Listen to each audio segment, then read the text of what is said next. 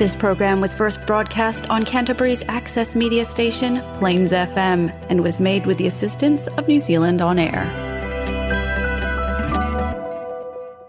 Today I've got Sophie with me from Drift Sleep Consulting, which is so exciting because we get to talk all things sleep, which can be one of those topics that we all look forward to getting right. Thanks for joining us for Being Real Parents with me, Anna, and my colleague and buddy, Kate. We work in the parenting space. And it's here where we'll talk about our worlds as parents, the good, the not so good, and the hilarious, and mix this with what we know about behaviour and psychology. Sophie, so lovely to have you. Thank you for having me. It's a pleasure to be here with you today. You're really welcome. I just want to start with the kind of like, who are you? Yeah. You know, ko waiao. Tell us about you. Yeah. So I'm a mum of two girls currently, and that's always first and foremost for me at the moment. Yeah, They're 3 and 1. But my sort of professional background has been in speech language therapy, so communication and child development. Yeah. And then since having the girls, sleep became a big factor, like many parents, and it's who's getting it, who's not. And I think when my oldest was very new, I just felt the strong need to, I guess, find a rhythm that worked for us and to optimise sleep if we could, knowing that it is going to be rocky, but actually can I get some guidance around this, because I suppose there's a lot of anxiety around that. Like, what does life look like when you have very little sleep? It's so interesting. There's so many times I talk to professionals in this field, and they've been brought here. We're brought here by our own children, aren't we? Yeah. Life's just taken me on this path, and it's something that, I delved into with our own daughter. A friend recommended a book that she'd read, and it made sense to me. It was written by an American paediatrician, and it was really just establishing a good rhythm with your newborn at that time around feeding, active times, and then rest, so that they could find their rhythm naturally. Yeah. And that really served me. And then I just took a deep dive, and my sister, who's a nurse, found a provider here in New Zealand who trains sleep consultants, and she's New Zealand based, which is cool. Yeah. She's very well researched. She has a background in science herself. So I decided, somewhat crazily maybe, when my first child was about 5 months old, to jump in and do some extra study. And so I had supervision and things alongside that, and worked with volunteer clients, and just found I loved it. I love transforming sleep. It's such a foundation for everything else in life, isn't it? And it's really working with families with what's going on for them. So, Because it's a big deal, isn't it? There's so many big deals in parenting, isn't there? Yeah. Especially when we're new to it. Yeah. I've had Andrea come in and talk about, feeding and how big that is, or breastfeeding when you first begin, and then there's sleeping, and then what's the only other thing is, the rash that shows up. Yes, exactly. And the funny sounds they make. All those things when you first start out and you're going, is this normal? Yeah. Surely it is. Yeah. So it is. It's looking at, I guess, reassuring people. And for me, it was great knowledge to have and understanding to know that what's a realistic expectation as well. Because, it's not about, and that's the thing in this space, everybody's different. Yeah. So you can't really compare, because we can't really compare humans that easily anyway. But certainly in a newborn space, there's some babies who are sleeping really long chunks through the night, other babies who aren't sleeping at all in the day, and that's just the way it is. There's no real explanation for it. They're a really unpredictable set. That's how they come. And that's a change, isn't it? That's a change or shift in our kind of thinking around that, because I'm thinking about myself and who I got advice from around sleep, and it was generally my mum. Yeah. And she had been kind of, she had this theory behind her that seemed to work for her. And I remember finding it really hard to, I really wanted to just find my own rhythm, but everybody felt like everyone was against me in that. Yeah. Yeah.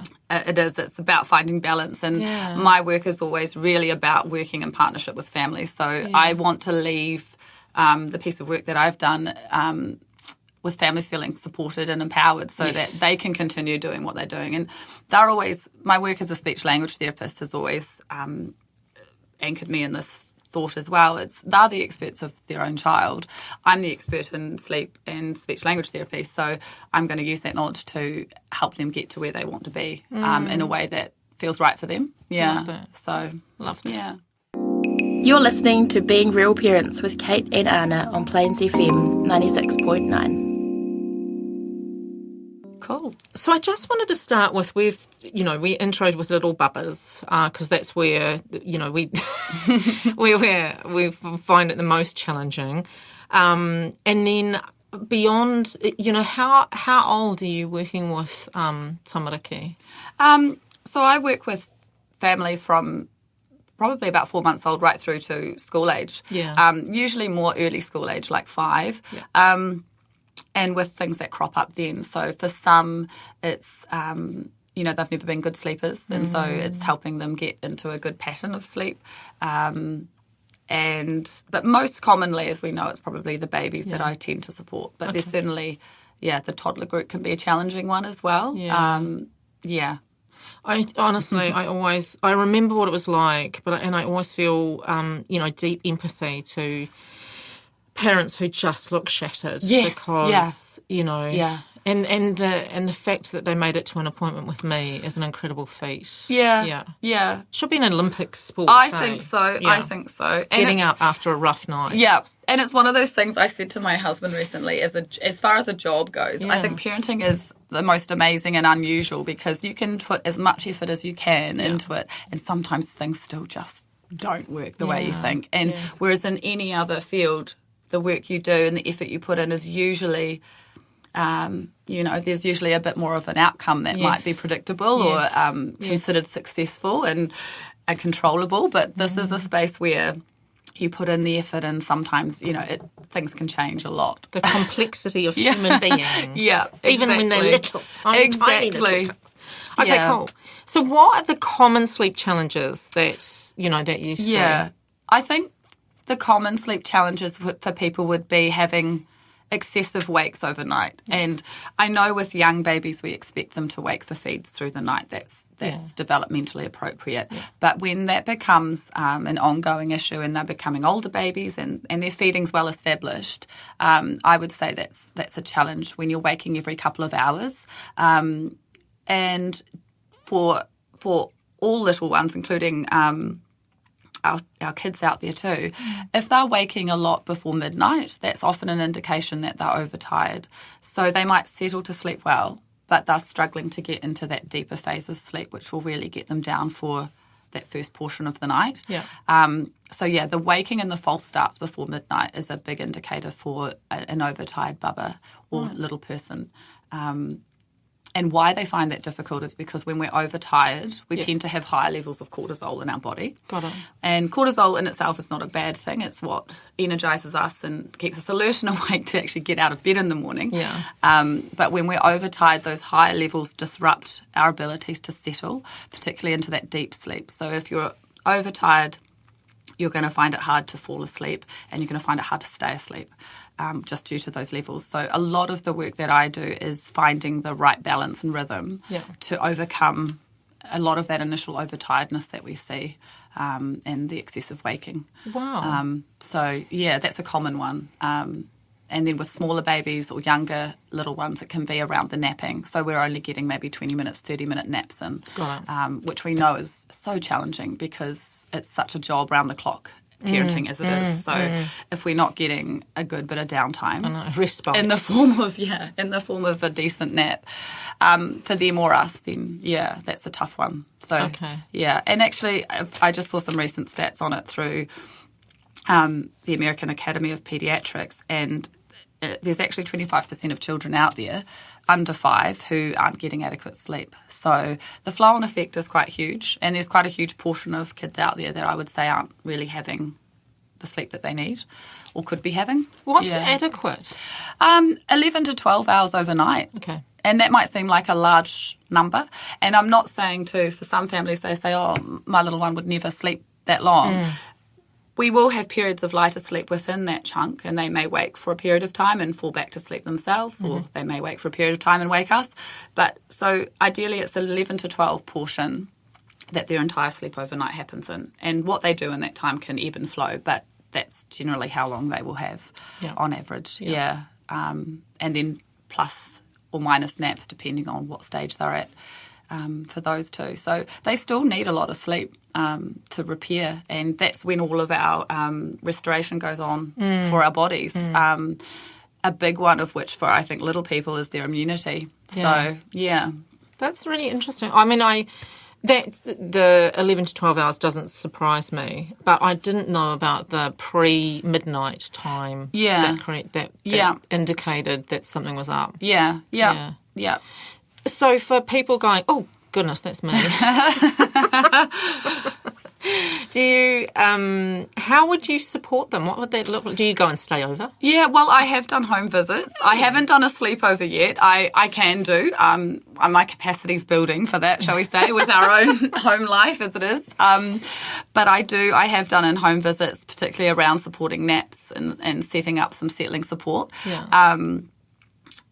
But generally my support is phone-based, remotely. Wow. Yeah, which is great. So we check in. I do my intake form, which I generally like to ask and have a conversation with, ask those questions. That really helps me understand what's going on for people, what they've tried, where they're feeling they're at. Yep. And then I will take that information away and write up a bit of a plan.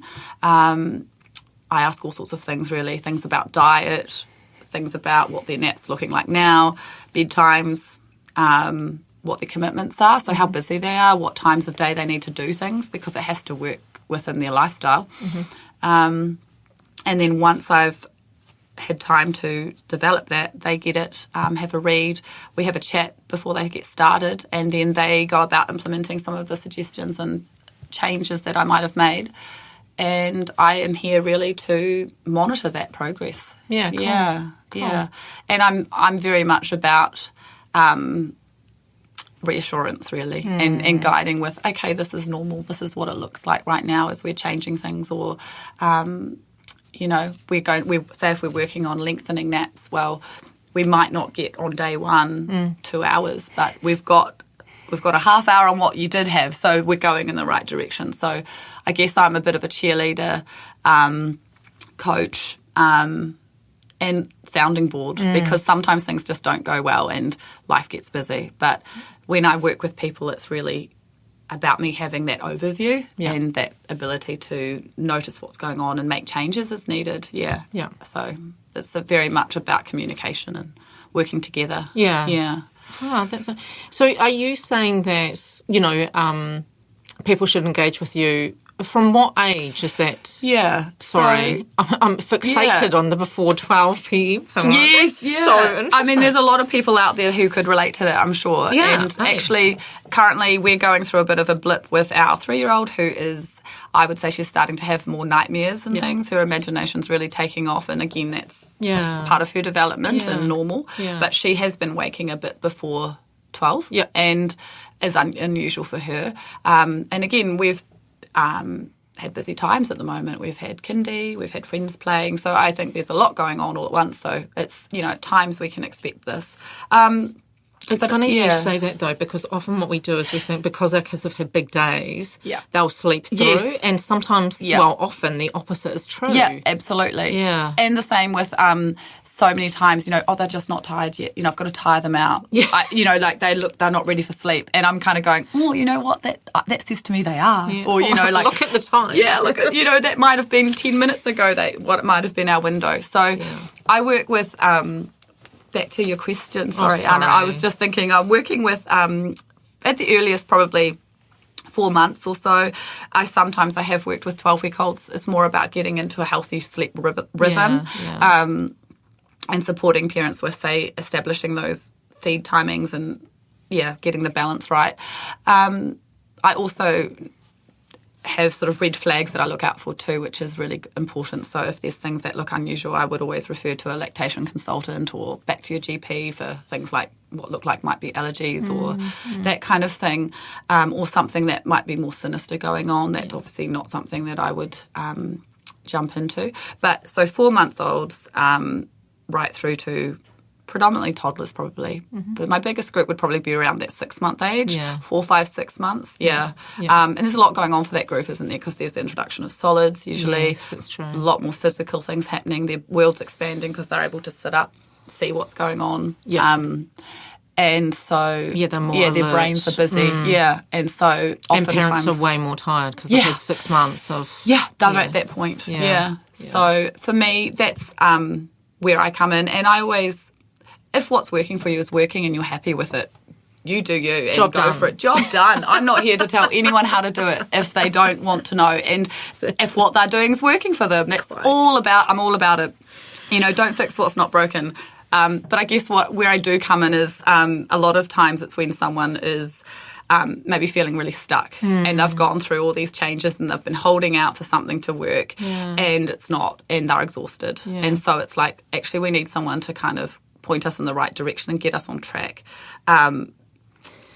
So just in what are the things that we can just try before we have to contact you? Can we talk about that? Yeah, absolutely. So, there's lots of things out there that people will be aware of online, which is great. Things like getting a good bedtime routine down, getting a consistent bedtime routine as well. That's the challenge, and I'm not good at that myself. But I can honestly say when you do get that time consistent, our bodies become attuned to that. Yes, and so it's some part of us at some level is going to be anticipating sleep at that time of day if you're able to get that rhythm going. I think that's a big one. And bedtimes are an important thing. I mean, even for my 9-year-old, she talks about her bedtime. Like, that must be a common lunchtime corridor. What time are you at? How much TV do you get to watch? What shows are you allowed to be up for to watch? And I remember that too, exactly. And they are different stages, isn't there? Because... young babies, I would say it's just being mindful of their awake windows. We've got to have realistic expectations. When they're really new, they really can't stay up for long. They're just, they just come out and they're eating and they're pooing and they're sleeping. There's not a lot else going on. So to expect that they might play in a baby gym and do all this other stuff is sometimes... Fourth trimester. Is sometimes just a bit excessive and overwhelming and overstimulating. And so I think it's just... pulling back a little bit from all of these things. That stuff can come, but I think don't overload your awake time with them because they're just little people still figuring things out. So I always say that's an important one. For toddlers, the big one I think for them is that separation anxiety when that starts to emerge. So they, bedtime becomes difficult because I don't really want to be apart from you, or I want to get more time with you at this time of the day because things are shutting down and I'm feeling a bit, pressurised. Object permanence, not realising that you're just through that other room. So recognising, I think what often happens at that time for families is that's when we get we spend hours trying to settle, we hop into bed with them, we do all sorts of things. And that's all well and good, as I said, as long as everyone's enjoying it. But if you're not wanting to commit to 2 hours bedtime every night, doing the hopping in and the hopping out and the read a million stories and this and that and the other thing, I think... when it comes to that, it's trying to put then maybe 10 minutes in the day for really focused quality time. And that does sound a lot in some ways when we're all busy, but it can go a long way for that separation anxiety with that particular group of little people. And even making it a really obvious thing that you're doing because they're aware. I'm going to put a timer on and I'm going to sit down and I'm going to just play alongside you and see what you're up to. And then you're having that close contact, even sitting on there, having them on your lap where you might not normally do that for activities. Just getting that proximity happening can really help ease that need that sort of ignites when it comes to bedtime because it's, because it's a very real, it's time for you to sleep. And like I say to so many families, sleep's a solitary activity. No one else can make you sleep and we tend to get there by ourselves generally, and even as adults. So it's something we have to, I guess, become familiar with and comfortable with for ourselves. And so it's looking at what support we offer, but without doing too much that we're not enabling our little person to get there in their own way as well. Yeah. That just made me think about with my youngest child, I did that. I just used to be in the room with her reading my book, and so I'd be somewhere so that she could see me. Yeah. And I did that for a long time, but it was lovely. I kind of liked it because it gave me respite from, nice, yeah. The rest of the family was out there, and we had this absolutely. cozy little island. Absolutely. To ourselves. And, that's that thing about, that you were saying, if it works, don't fix it. Yeah.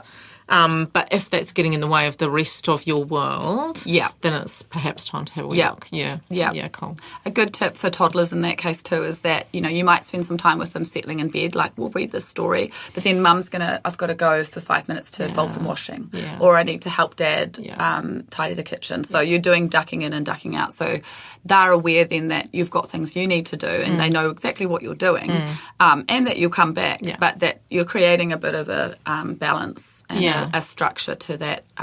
I'm sometimes here with you in the room, and sometimes I've got to hop out, and that can be quite a good way for them to understand what. Yeah, it feels really safe. Yeah. Nice. Yeah. Anything else in terms of supporting kids to, that parents can just do as a matter of course to try? Yep. So diet's a big one with sleep. So for kids on solids, protein's a big factor. So having balanced meals that include protein at most meals and low GI carbohydrates is important, because we're going to then help manage their appetite, which is going to help them sustain long periods of sleep. So a lot of times some families, I come across what I'd say is delayed sort of weaning, and so they're still breastfeeding somewhat, but their little person might be 8 months old and they've only ever had pouches, or 1 or 2 pouches a day. Oh, I see. And so that's just not enough nutrition for their growing bodies at this time. And then that means that it's pushing the little one to be hungrier and maybe want more milk feeds or bottles. Yeah. So that's a big one, actually having good whole food on board. Yeah. And the right quantities. Yeah.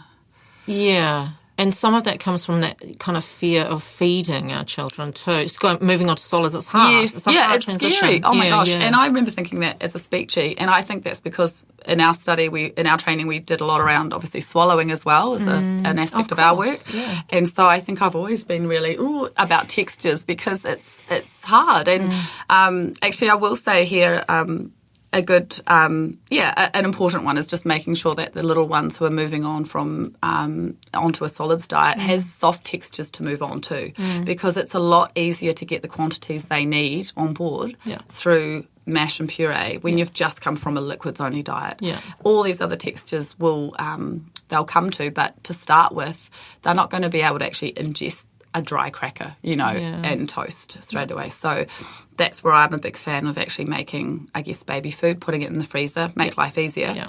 And hey, I use pouches on and off, but it's about, I guess, understanding that they're not going to be a standalone meal, for your little person. Yeah. Cool. Yeah. Beautiful. Sophie is so amazing that she's done the 3 top tips and organised it in advance, so I'm going to leave it to her. Love that. Well, I'm not like this across the board. I forgot to get salt from the supermarket yesterday, guys, so in all honesty. I'm human. So my 3 tips for people is the first one being, let's respect their need for sleep. So oftentimes, we have days where we do need to be out and about and naps might look different. But I would say most of the time you want to aim to have that quiet time at home if you can, because it's going to be the best quality sleep for them. Yeah. And what I like to say alongside that is that, we don't expect them to skip their meals, so we shouldn't really expect them to skip sleep. Both are actually really important for our young people who are growing. And growing brains. And growing brains, it's really all about that. The other tip I have for families is that it's really across the board in parenting in general, isn't it? Confidence and calm.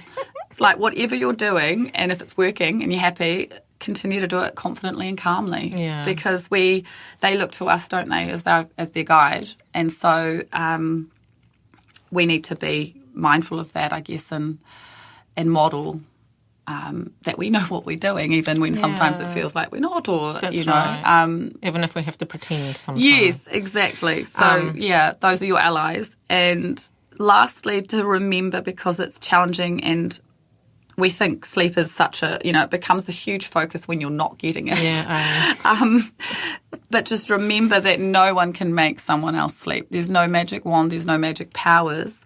But it is a biological certainty. Yeah. You can't, no one's not going to sleep ever. Yeah. So therefore, take the pressure off yourself. You can't make that happen. Yeah. But what we can do is we can support them through things like the environment, what we feed them, when we feed them, what type of activity we're including in those times that we're not having rest. Mm-hmm. And those things and those habits that we create daily are going to encourage the healthy sleep to happen. Yeah. So those would be my 3 things to take with parents. Sleep becomes a habit if we have a routine around it. Yeah. Okay. Yeah. Like all things. Yeah. Thank you so much. No. What a real pleasure having you on. And yes, and if people want to get in touch with you. Yes, I'm on Instagram at Drift Sleep Consulting, and I'm on you can find me on www.driftsleep.co.nz, and I'm on Facebook. So I'm happy for people to drop a line. It's always interesting to hear from people. And I love what I do. It's really, really fun. And I think it makes a huge difference to people. So it always feels nice. It's a feel-good job. Absolutely. So thank you for having me, Anna. It's been wonderful. Oh, so much. Thank you. Awesome. Thanks for being with us today. We hope you've learned that while parenting is challenging sometimes, that's totally normal. It's been fun having you with us. Keep being amazing. Bye.